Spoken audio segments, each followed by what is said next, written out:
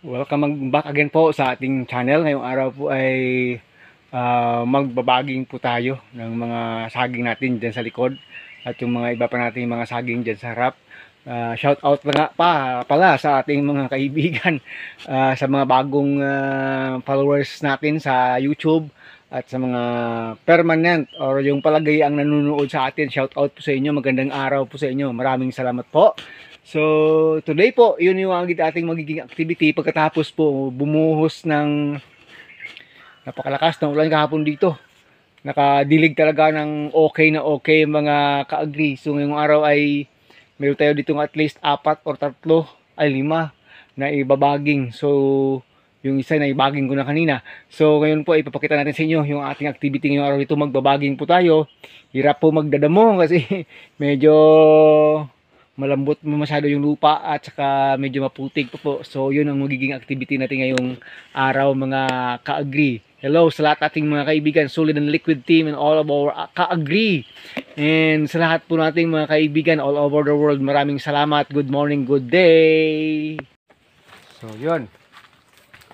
Habang akit tayo dito at magbabaging itong ating lakatan, mga langga.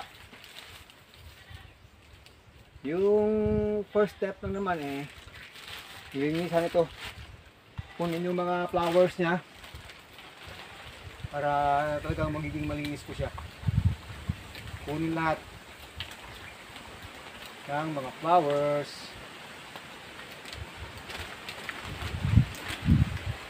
Yun po.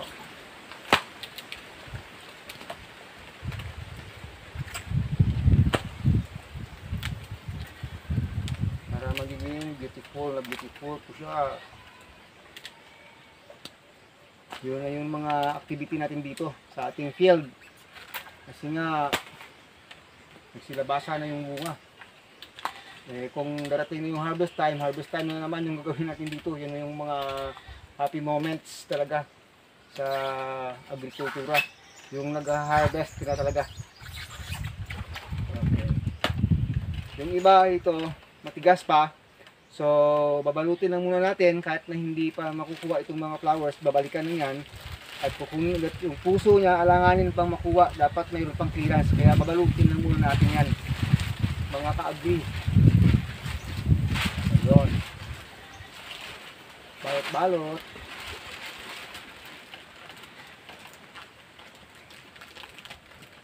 Tatalian itong plastic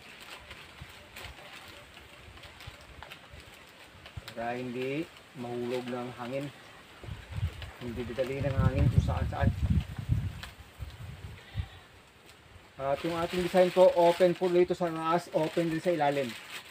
Bukas po yung plastic, kabilaan po, bukas po yan. Dito sa ilalim, pinapabayaan na po yung bukas.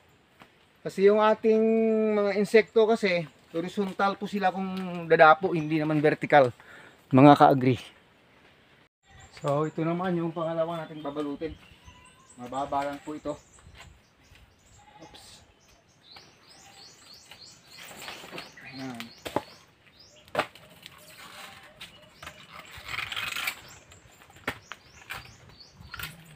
Meron po siyang at least 6 hands. Iwan ko lang kung madagdagan pa ng magiging 7 yan. Hindi ko pa alam. Ano natin yung konti yung hagdan. Masyadong mababa.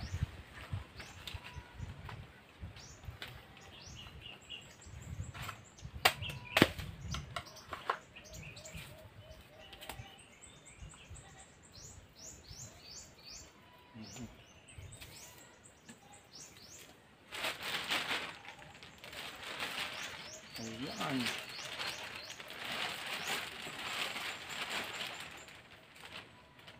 Yung flower niya matitigas pa talaga. So next na natin kukunin yung iba, matigas pa po siya talaga. Next na natin kukunin yung flower niya matitigas. Lalambot rin after 1 day to 2 days.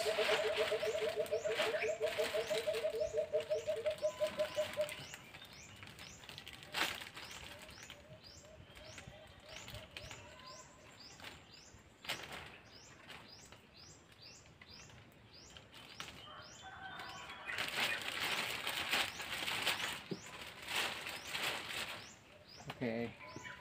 Next, napuno po tayo. Dito yata sa likod. Mga ka-agri. Dito yan oh. Yan lang, yan. Ito yung next nating babalutin. Yan po siya. Kunin ko lang yung hagdan doon.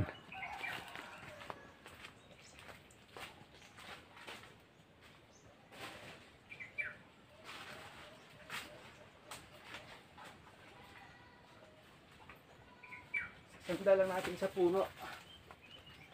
Yan po. Para at least ay okay.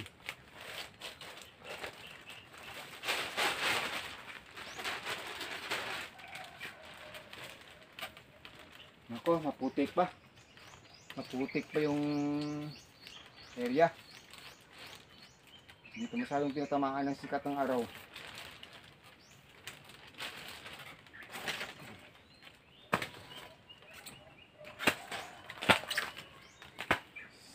Seven. Ito po naman ay 7 hands. Hindi na malambot itong tower niya.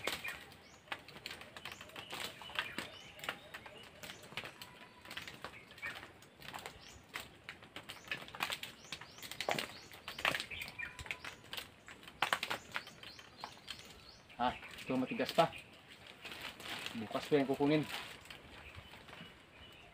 Medyo may katigasan pa kasi.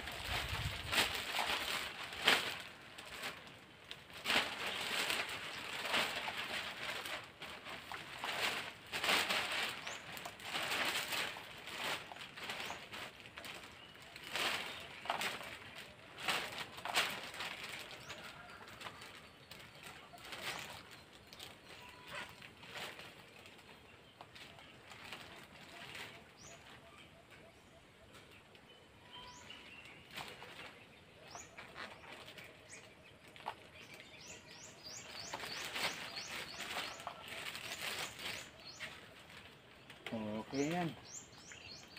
So, yung iba dito kukunan muna natin ng flower.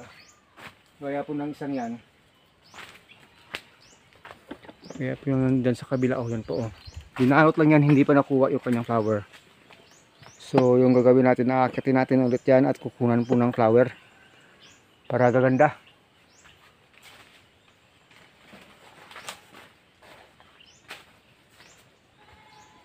Medyo makulimlim yung panahon natin sa ngayon.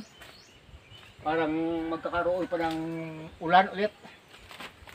So ito, naibalot natin 2 days ago. Ay, hindi na bawasan yung flower. Ipunin talaga yan.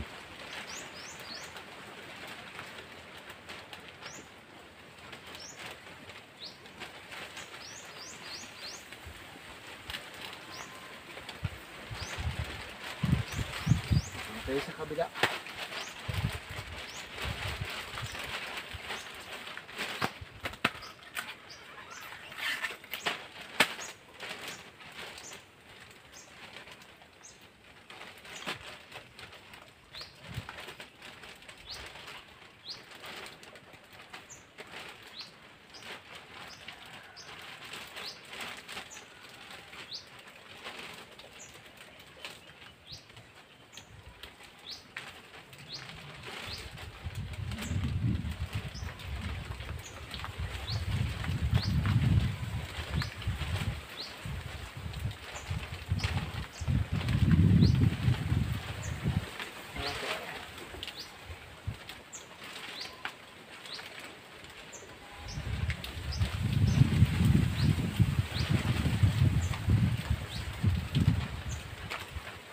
Okay. Ito po yun sa 1, 2, 3, 4, 5, 6, 7 hands po ito. Yung kanyang puso sa ilalim may clearance na pwede na pong makuha yung ang kanyang puso. Sa ilalim natin. Yan po, pwede na makuha talaga. So yun. Mga ka-agri. Magbibisita tayo dun sa ibang area. Yung kukunan na ng mga flowers kasi nabalot na mga ka-agri. So yun po, mga ka-farm, ka-agri. Magtatry lang tayong mag-ikot dito. Kasi yung iba ay palabas na rin talaga yung bunga. Kasi nga dahil lumakas yung ulan, itong isa, magpa-flag lip na rin yata yan. Hindi magtatagal, lalabas na rin yung bunga niyan. Yun, ito yung una nating binalo to, may laman na, nako. Hindi na magtatagal to kasi talagang binayaan ng Lord ng ulan. So napakaganda po ng kanilang hitsura ngayong umaga. So mayroon pa dito, kukunan pa natin ng flower. Itong mga naunang nabalot natin, oh. Kasi matigas pa ito nung isang araw. Yung flower na ngayon pwede na. Ewan ko yung pinakalas niya kung pwede na yan. Pag ayaw pang magpakuha yung flower niya, wag lang pilitin para hindi mo masisira.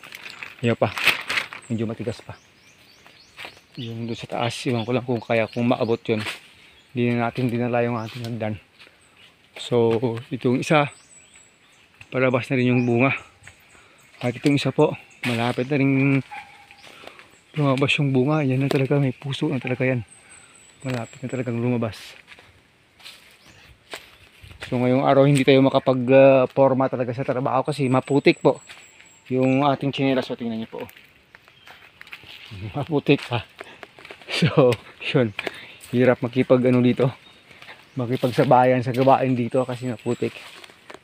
Yung kaya natin gawin ngayong umaga, naghahakot pa tayo currently ng mga goat manure, nilalagay dyan sa huli nating tinanim, pero hindi pa yun natatapos.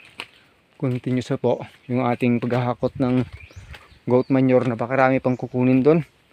So yun yung napakagandang tawag doon, combination saging at kambing. Ito malaki yung bunga niya, parabas, pero hindi pa yan mababalot. Mga 2 days pa yan lalabas. Nagkakabunga kasi dito. Ito yung isa, kukunan natin ng flower. Ewan ko lang abot ko, hindi. Abot. Ang maabot lang. Pag hindi abot, mamaya babalikan, dala ng ng hagdan.